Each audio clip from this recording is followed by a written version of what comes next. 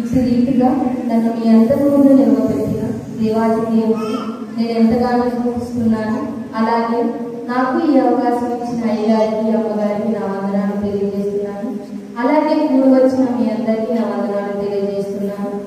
ఈరోజు నేను ఈ ప్రత్యేక దినమ సందర్భంగా సువాసనకరమైన సుపుత్రికలు సువార్తికుడైన ఫిలిప్పు కుమార్తెల గురించి మీకు తెలియజేయడం ఆశ కలిగి ఉన్నాను.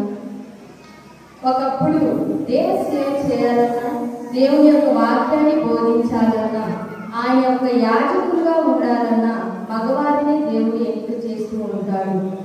వారు పవిత్రంగా ఉంటూ దేవుని యొక్క మందిరంలోకి ప్రవేశించి యాజకత్వం చేసేవారు. కానీ నేటి కాలంలో మగవారిని ఆడవారిని లేదు, కానీ ప్రతి ఒక్కరు దేవుని పరిచర్య చేయటకు ఆడవాళ్ళను కూడా దేవుడు ప్రేరేపిస్తూ ఉన్నారు. తన ఆత్మ చేత నిలబెడుతూ ఉన్నారు. అలా నిలబెట్టిన వారి ఫిలిప్పు కుమార్తెలు. వీరి పేర్లు పరిశుద్ధ గ్రంథంలో లిఖించబడలేదు, కానీ వీరి యొక్క తండ్రి పేరును లిఖించారు. వీరి పేరు లేకపోయినప్పటికీ వీరి తండ్రికి తగ్గ తనయురాలుగా దేవుని యొక్క సువార్తను ప్రకటించారు.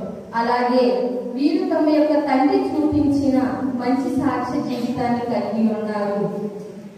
రోమా పట్టణంలో ఉన్న కైసరియాలో వీళ్ళ తండ్రి సువార్తికునిగా మంచి సాక్ష్య జీవితం కలిగి ఉన్నారు.